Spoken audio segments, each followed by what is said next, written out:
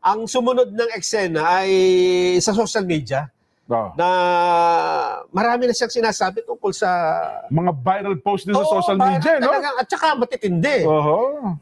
Ang sabi ho ng iba, attorney, ay bakit kaya ganun nangyari? Ano nangyari kay Attorney Gonson? Bakit puro batiko sa gobyerno? Ano po ba ang kwento sa likod nito, attorney? 25 years po ako na nagsilbi sa gobyerno. Kasama na po dyan, yung naging professor ako sa UP College of Law.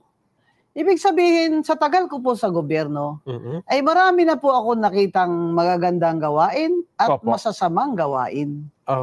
Pero dito po sa administration ni Bongbong Marcos, ito na yung the worst. Ang sinasabi ko.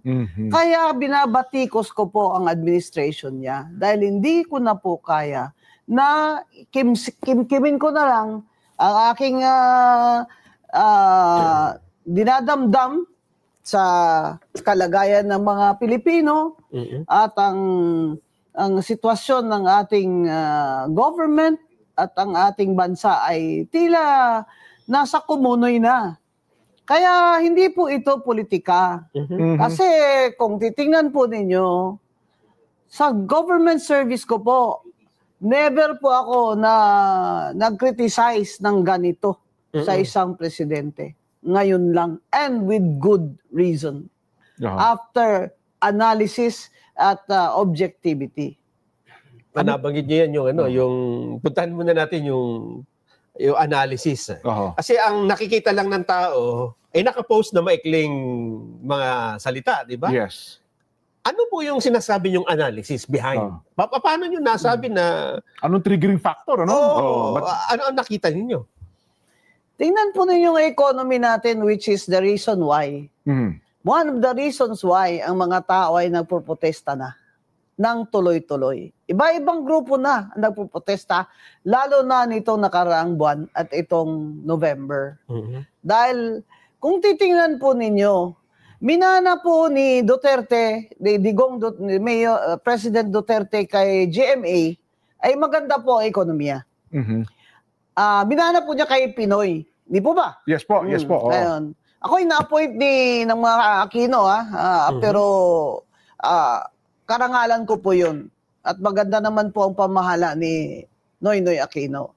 Siya po na-appoint sa akin sa COA, siya po na-appoint sa akin sa COMELEC.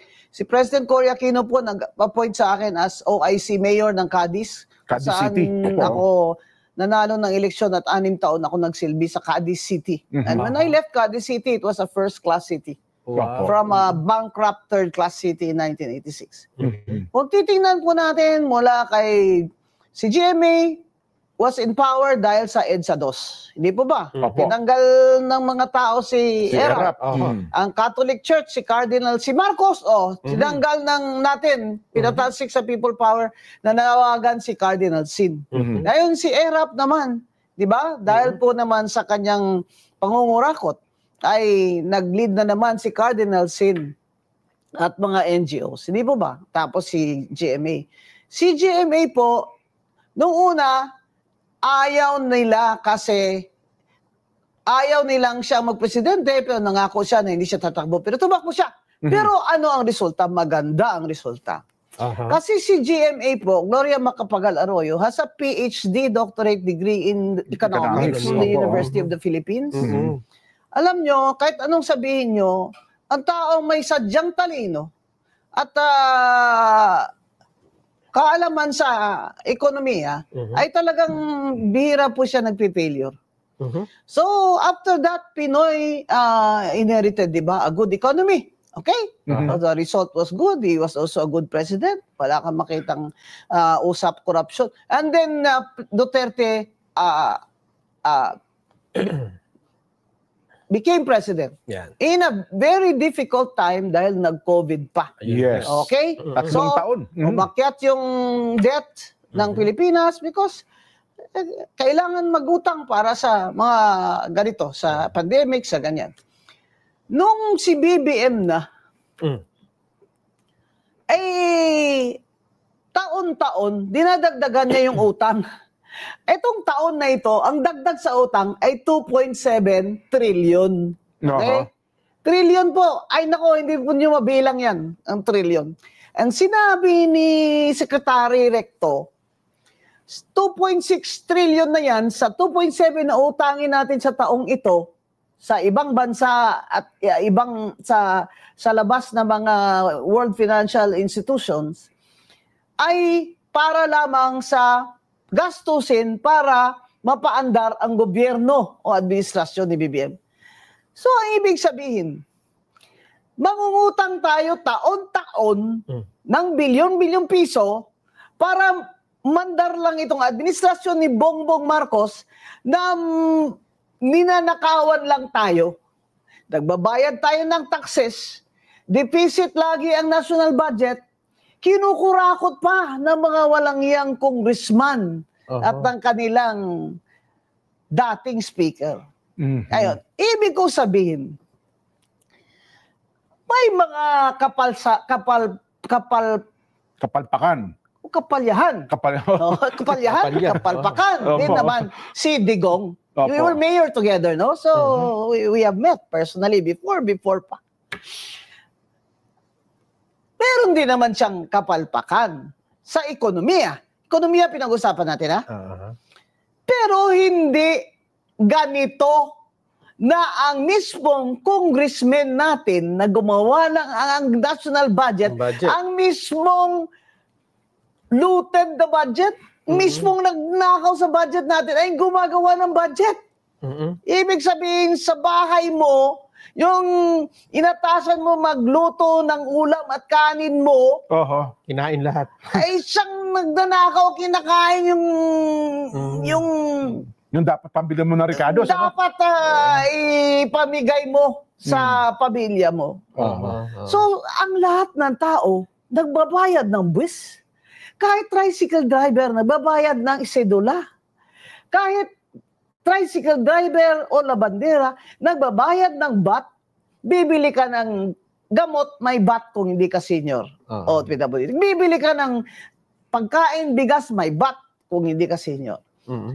Ibig sabihin, ang mahihirap, lalong humihirap dahil malala na sa BAT, 12% the highest in Asia.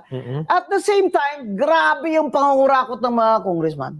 Ibig sabihin, ang gobyernong nangungutang ng 2.7 trillion taon-taon o sa taong ito is operating on a deficit habang ang mga congressman gagawa ng budget na deficit na, nanakawan pa nila ang mga... Ayan ang problema. sinabi ni BBM kanina, mga walang hiya daw sila. Ikaw ang dapat mahiya, BBM. Under your administration, ganito na inabot natin. Yung sabi ni Frank Drilon, why have we come to this? Kasi si Frank Drilon, noon pa yan, 1986, nasa politika na yan. Di ba? Matuwid na tao yan. Kilala ko yan personal. How did we come to this? Kasi dati, bago kay BBM, ang mga congressman ng ganyan, nagnanakaw din yan sila, may SOP din yan sila, pero may konting takot sila at hiya. Pero dito sa administration ni BBM, dahil pinsan niya ang speaker, sila na lahat naglagay ng mga tao dyan sa DPWH, sa custom, di ba? Sa Malacanang, lahat yan ay kayang-kaya nilang magnakaw ng ganito katindi. Kaya wala silang konsensya para sa taong bayan at sa Pilipinas. Ang tingin naman sa atin ngayon ng ibang bansa, hindi lang naman tayo mahirap, pero pinakakurap na bansa. Nakakalungkot sa buong Asia, kung hindi man sa buong mundo. Ekonomiya, pinag-uusapan natin. Pasensya na kayo. Talagang kailangan lumabas na ito sa dibdib ko. Dahil kung hindi, ay baka naman po ako'y magkakasakit. Ganun pa. Dito niyo binulula sa aming programa. Isa po sa lagi ko nakikita at napapansin ko rin, Nelson, ang malimit niyo po binabati ko sa Atty. Gonzalo, yung mga opisyal na inilalagay pa po yung kanilang mukha sa mga relief goods. May nakita akong kape. Kape, ano ha? Si Frasco, sa Cebu. Pero alam niyo po, hindi pa rin ito nawawala hanggang sa ngayon. Bakit po ba sa tingin ninyo hanggang ngayon ay hindi pa rin po nawawala yung tinatawag na EPAL? Ano ha, attorney? Kasi po yung patronage yan ang problema. Talagang yung patronage sa sistema at kultura, ayon mga politiko na umangat ang buhay ng tao nang kukunti na mahirap. Ngayon, 50% ng Pilipino ay gutom ayon sa Pulse Asia survey. Tama. That's almost 60 million nagugutom. Pag gutom ang tao, pigado, pobre ang tao, mas madali silang bilhin bawat eleksyon. Mas konti lang bigay ay halos sa halikan na yung mga kamay ng mga politiko. Pero tingnan yung ginawa ng mga tao sa Cebu kay BBM. I-replay nyo. Tingnan yung tingin sa kanya ng mga tao doon. Puwira gaba lang. Wala talagang nag-extend ng kamay sa kanya. Wala man lang nagsigaw-sigaw na, Mr. President, salamat, dagang salamat. Pera, buyag, ang mga tao, yung galit kay BBM, nakikita talaga sa mukha nila. Sana mapukaw na ang mga pobre ba, na wag na kayong pa-vote buying sa 2028. Kung magbigay sila ng pera, tanggapin nyo na lang. Hindi naman nila alam kung anong nilagay mo dyan sa baluta mo. Itong mga congressman na ito baka pasimuno ito eh. Kayo lahat, sana kalat yung 10% lang yata matitino sa inyo, baka 5% lang eh. Sana yung 95% sa inyo, sana mataalo kayo lahat sa 2028. Tingnan yung nangyari sa atin. Malala pa tayo sa Vietnam? Ha? Na dati sikat-sikat tayo malala na tayo sa Thailand. Abay dati gagawa na sana tayo ng aeroplano eh. Di ba? Yung RISE sa IRRI, sa UP de Los Baños, nauna pa tayo dyan eh. Di ba? Ngayon, nag-i-import na tayo sa Thailand. Sa tourism, kulilat. Last tayo. Sa education, sa literacy, last tayo. Nakakaawa na mga bata eh. Gagraduate hindi marunong man lang mag-intindi kung ano ba yung binasa at minimorya niya. Nako. At si Bongbong, masyado namang yabang na magaling siya na presidente. 22 lang ka-classrooms ang nagawa niya. Nako. Sa isang taon, ano ka ba?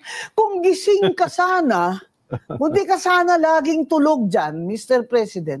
Nalaman mo na yan sa first month, di ba, sa inventory mo ng performance at targets. Ano nangyari sa Philippine Development Plan ng NEDA? Yan ang dapat batayan sa administrasyon ni Marcos na wala tayong sasabing, walang bayad ng politika. O sige, NEDA, ilabas mo sa amin ang iyong analysis at comparison. Ito ang Philippine Development Plan. Ito, poverty alleviation, hunger, ganyan-ganyan ng mga dapat isolve. At ito yung nagawa ni BBM sa loob ng isang taon lamang. 3 taon lamang. So, ang ano po namin, hindi po ito politika ang banat ko sa kanya ba? Opo. Ekonomiya at kabuhayan ng tao, grabe ang poverty. Yung foreign direct investments, bumagsak 40.5% this year. Anong ibig sabihin yan? 0.5 billion o 500 million na lang ang foreign direct investment na pumasok itong taon na ito. Opo, 2026 tapos 2025. Anong pinagmamalaki ni BBM sa atin? Na pag umaalis siya, nakakakuha siya ng mga milyon-milyon na investment. Sana ang mga bagong factory para meron tayong bagong trabaho. Sana po ang mga investment. Wala. Sino naman mag-i-invest sa Pilipinas kung ganito kakurap ang gobyerno? Nakakalungkot po yan. Pero balikan ko yung punto ng EPAL. Ito ba talaga nakakatulong para suportahan ng mga politiko ang isang tao? Sabi nyo nga, dinidikit ng kanilang mukha kung saan-saan. Ba't masyado kasi sa tingin nila, parang masyado malakas ang loob na gawin ito ng mga politiko na umepal. Kasi ang tanong... Walang batas. Walang batas. Pero sumatotal, nakakatulong ba ito para iboto sila ng tao, attorney? Oo naman. Kasi kung ang mga pobre, Na-brainwash na nila na ganyan talaga. Opo. Day in, day out. Pag may calamity, bigyan mo ng bigas, ganyan-ganyan, lagyan mo ng ano. Pero, dahil nangangailangan ng tao, walang batas yung anti-EPAL. Anti-EPAL law. Walang batas. So, sana, ito lang yung sana sa COA, yung panawagan ko. Example, sa COA, may regulation Opo. na bawal na mga pangalan ng mga congressman at mga politiko doon sa mga billboard. Andyan pa rin. Dapat may ganun din silang regulation na pag namimigay ka ng mga kung ano-anong goods and services, na ginamit mo yung government money or funds from your office, bawal din yung EPAL. Bawal din maglagay ka ng sticker mo dyan. Congressman Prasco,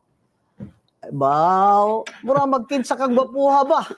Tayo ka ng sticker ni mo, mura wapo mong kay kadiaway. Sus ka.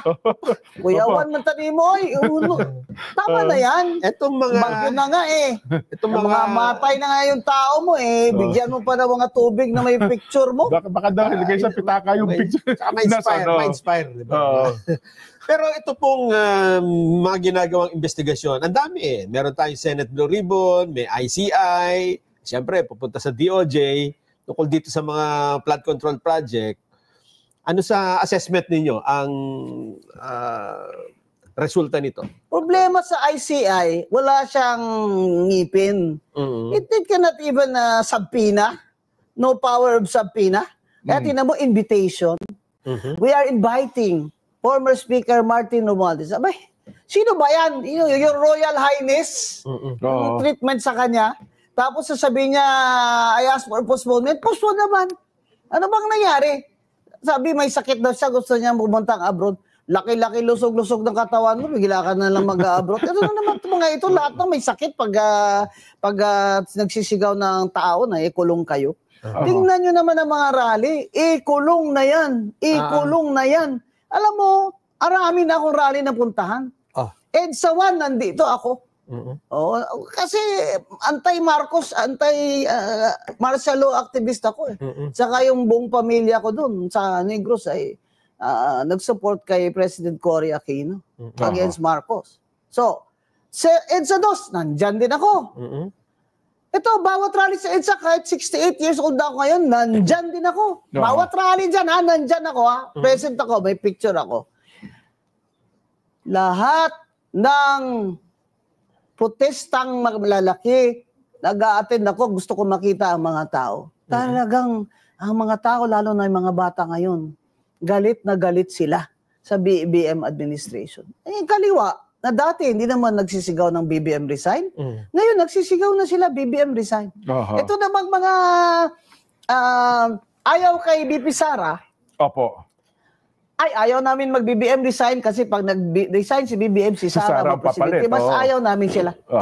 Alam mo, ang bright nyo talaga. Napaka-bright nyo Hindi ko na talaga maintindihan kung ano ba talagang gusto nyo. Gusto nyo, ganito na lang tayo 3 taon pa. Yan ba ang gusto nyo? Just because ayaw nyo kay Sara? May konstitusyon Di ba tinanggal din natin si Marcos? Hindi nga si Cory ang vice president doon tinanggal din natin si Erap? Teka muna. Yun na, sabi nila, ito, just being honest being honest ay wag kayong sumali sa rally ng Luneta kasi INC yan. Teka muna. EDSA 1, EDSA 2, si Cardinal Sin tumawag pag si INC ang tumawag ng rally dun sa Luneta, masama sila? Hindi ako INC pero Attorney. Ako minsan hindi ko na maintindihan. Kayong matatalino kayo, yung iba kasi ibigan ko pa kayo sa Facebook, kung bakit nabobo na kayo. Nabobo na kayo ni BBM. Hindi ganyan. Ang importante i-focus nyo who has the power and who is failing us now. BBM has failed the people. He has failed because he has no capacity. He is incompetent. He is unfit to hold office. Attorney, magkape muna kayo Baka Kasama pa rin po natin sa loob ng studio, Attorney Rowena Guanzon, at tinatanong natin, kinukuha natin ang kanyang mga opinion, may kinalaman po sa mga maiinit na issue, particular na po sa issue ng korupsyon. Ang atin pong tanong ninyo ngayon, Attorney Guanzon, sa tingin ninyo, bakit po naging masyado ng garapal ang katiwalaan at ang korupsyon sa gobyerno ngayon? Parang napaka-normal na lamang po sa kanila ang ganitong gawain, Attorney. Doon pa pong kampanya, sinabi ko na na pag naupo yan si Bongbong Marcos, kronismo na naman ang paiiralin niya. Kita nyo, wala pa nga ilang buwan, may smuggling na. Yung sibuyas, naging 800, 1,000 per kilo. Saan ka makakita ng gobyerno na wala pa nga 3 buwan ganun na nangyari, may mga smuggling na? And who was the Secretary of Agriculture? Bongbong Marcos. Now, why in the world, there's nobody, no president in the world na gustong maging Secretary of Agriculture, siya lang? Bakit? Because all of these commodities that you can import and you can smuggle are all under the jurisdiction of the Department of Agriculture. Bakit ngayon grabe na? Grabe na parang wala nang hiya-hiya talaga. DPWH, kasi ang namumuno ng pagnanakaw mismo yung matataas ang pwesto at mga kamag-anak ni BBM. Kaya hindi na makokontrol at hindi niya pwedeng makontrol dahil siya ay mistulang puppet na lamang. Bakit si Romualdez hindi niya mapaimbestigahan? Dahil pinsan niya? Hindi. Dahil puppet siya ni Romualdez. Maraming alam si Romualdez ng mga sikreto niya. O kaya, ikaw ba, BBM, ay may partida din? Kaya hindi talaga pwedeng kasuhan si Romualdez. Sasabihin mo, walang ebidensya. Walang ebidensya kasi hindi mo naman siya pinapa-investigate. Hindi pa investigate mo siya sa ICI para malaman natin kung may ebidensya o wala. Diba? Bakit ganito nakasagsagan? Dahil ito nga, ang sinasabi ko, ang mga tao ni Bongbong Marcos ay hindi niya kaya. Did you listen to Professor Winnie Monson? And she said na hindi na kaya ni BBM magreforma ng kanyang administration because of the people around him. He cannot control them. Nabanggit niyo po yung flood control. Puntahan natin yung usapin ng flood control projects. Kasi mayroon namang investigasyon nagtatag nga ng ICI, ang problema noong una hindi transparent, hindi naka-live stream. Hiningi ng mga kababayan natin i-live stream, nagpasi sila, i-live stream. Binibigay naman, attorney, kung ano ang gusto ng publiko. Ang gusto ng publiko, imbestigahan nyo si Romualdez. Hanggang ngayon, ayaw nyo imbestigahan dahil sinasabi ni Bongbong. Pwede ba yun? Presidente na siyang gumawa ng ICI. Siya mismo nagsasabi, there is no evidence against Romualdez. Alam mo, hindi ko talaga matudok kung hanggang kalalim itong si Martin Romualdez at si Bongbong Marcos. Yung conspiracy nila ay napakalalim, hindi lamang sa dugo nila. Ano ba, BBM? Bakit ba ayaw mo talagang paimbestiga yung pinsan mo? May partida ka ba? May partida ka ba, BBM? Sino? Ilabas mo na. You came out. Sabi mo, ikaw ang nag-discover ng mga flood control. That's not true. You only acted because the U.S. State Department issued a report and told you that this cannot go on. This cannot go on. And then the World Bank also issued a comment. And I predicted it months ago na ang Bureau of Customs is also very corrupt. Ayaw mo naman galawin o lumabas na naman sa US State Department report that the Bureau of Customs is also very, very corrupt. Sino ang patron o padrona ng Bureau of Customs? Marami nagsasabi, si First Lady daw. Oh, that's the first time I'm saying it, because I have to say it. Hindi po ako pwedeng magtago. At kung ito po ay mali na information, I am requesting BBM and the First Lady to cut this snake's head now para masatisfy ang tao na hindi sila kasabwat sa mga massive na korupsyon na ito. Kasi po, buhay na ng Pilipino nakataya dito, hindi po politika. Dati po, sasabihin ng tao, maski sino naman ang upo dyan, parehas lang sila magnanakaw. Ngayon, nakaranas ka ba ng gutom na ganito? Tanungin mo pamilya mo. 男士濕氣重，後果好嚴重啊！ mag-graduate yung mga anak mo, akala mo may trabaho pa? Wala nang trabaho. Akala mo kahit ka ng kayod ngayon para mapatapos mo yung anak mo? Pagka-graduate, maahon ka? Wala nang trabaho. Another 3 years, wala nang trabaho. Foreign direct investment, minus 40.5%. Wala na. Amerika na lang at Japan, nandito pa rin yung mga investments nila. Stock market just crashed. Ilang taon na ako, mula bago abogado ko, bumibili ng stocks, ipon. Ngayon na ako nakakita at nakaramdam ng lugi na ganito.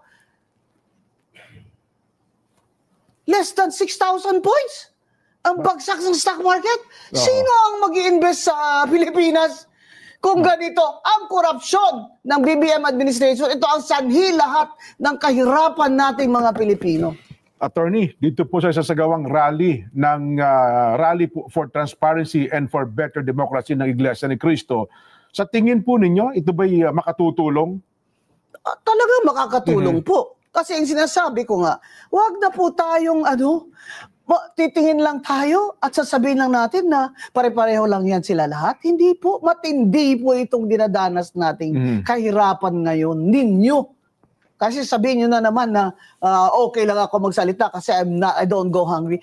I feel this way for you because I see it, di ba? Eh kami nga itong hindi nagugutom, araw-araw may kinakain kami, nararamdaman namin yung gastos sa grocery, ang mahal ng mga bilihin, ang mahal ng gasolina, akyat na naman, kayo pa kaya? Kaya hinihikayat ko tayo na mag-live stream man lang kayo na protesta. Kung ayaw nyong makaalis, wala kayong pamasahe. Saan kayo malapit? Pumunta kayo doon sa Luneta.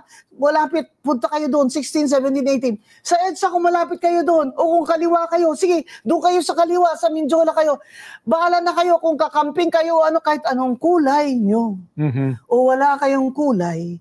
Tumayo na kayo para sa bayan nyo. Dahil wala ng panahon. Wala ng panahon. Kailangan alam ng buong mundo at ni BBM at ng First Lady na ayaw na natin ng ganitong sitwasyon at kahirapan ng ating bansa dahil sa korupsyon. Kailangan po talaga iparinig natin sa kanila. Kasi parang si BBM, hindi niya na-feel eh. Pansin nyo, parang kakaway-kaway po siya sa Cebu ba? Parang, ano ba ini-expect mo? At, mamahalin ka ng tao, yayakapin ka na, ay, BBM, we love you. Tingnan mo nangyari sa'yo sa Cebu. Parang ang tingin ng tao sa'yo, nakakadiri ka. Punta-punta ka pa dito. Bahaan na kami, nangamatay na kami dito. Padalan mo lang kami dito ng 5,000 pang tayo ng bahay namin. Alam mo, kami mga Bisaya ba? We are sick and tired of being treated like we are poor, we are second-class, third-class citizens of this country. Dinagdagan mo pa. Attorney. BBM, talaga ako, babawi ako sa sunod na eleksyon. Mga Bisaya dyan, kakampanyahan ko talaga against your candidate. Attorney, kahit na kayo ay hindi kaanib sa Iglesia ni Cristo, ano po masasabi niyo sa pinapakitang pagkakaisa ng Iglesia ni Cristo sa lahat po ng pagkakataon? Yun po nagsasabi na politika lang ito, ay hindi po kayo nag-aaral ng Biblia. Ako po, kahit di ako iglesia, sa Biblia po ako lumaki, tatay ko protestante. At napakatalino, summa cum laude. First, summa cum laude of Silliman University, war hero. Nag-aaral kami ng Biblia. Bible 1, 2, 3, 4, high school pa lang ako, sa bahay, Biblia. Nagpipray ako before meets. Akala nyo, ganito katapang, di ako nagpipray. Nagpipray po ako bago ako kumain. Opo. Abay, ang iglesia, itong rally na ito, ay may basis po ito sa Biblia. Binasa ko po eh. Kasi sabi ko, kung doon ako sasali kayo sa Luneta, ano kayang nito, ng Christian teaching na basis ng iglesia? Habakuk.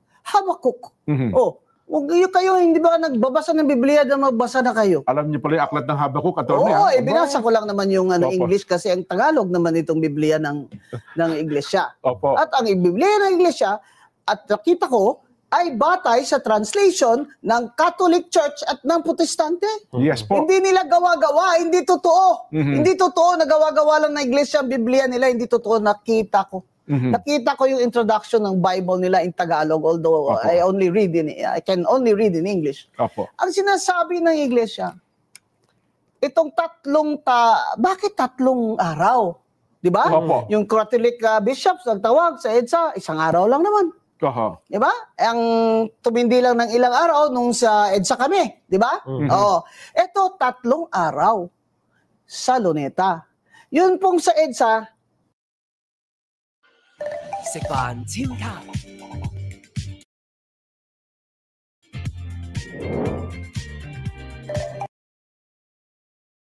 hindi po sa iglesia yun na led na rally. Pero may mga iglesia din po na dadalo doon at open po yun to all, itong dalawa, Luneta at iglesia.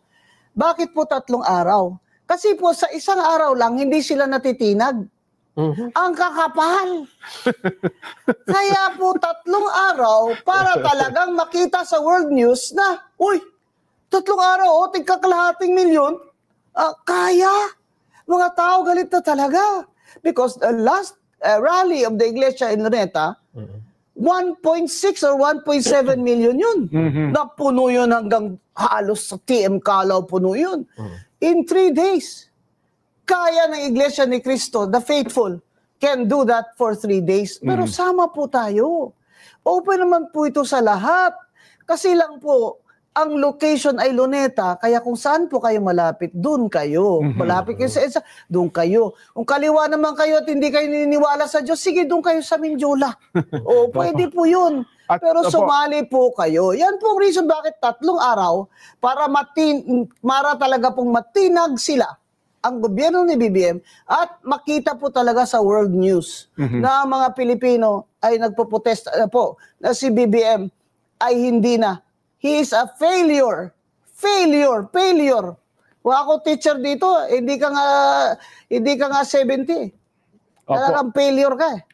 Ayon, attorney, sa isasagawa pong rally for transparency ng Iglesia ni Cristo, ano tingin ninyo na magiging impact nito sa mga kababayan natin at maging sa gobyerno po?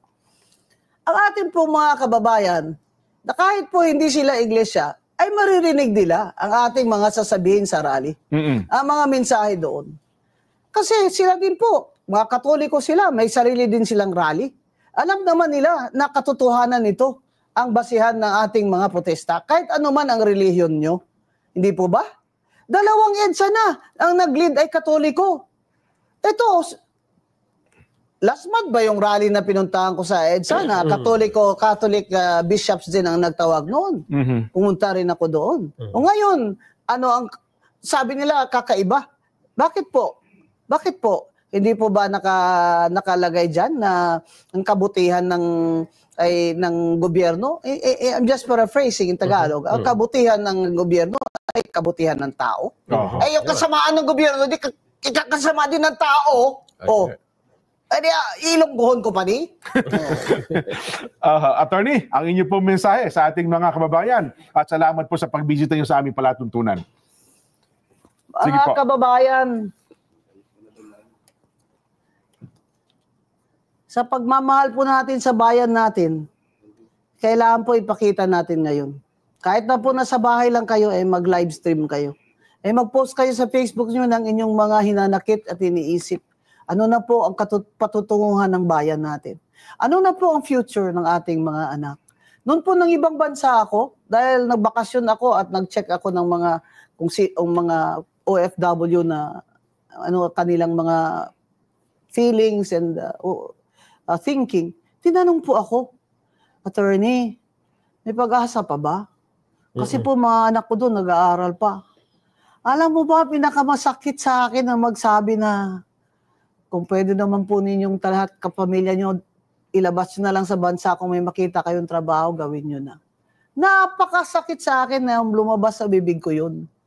Na halos sabihin ko sa kanila na huwag na silang bumalik dito dahil wala naman silang babalikan na trabaho.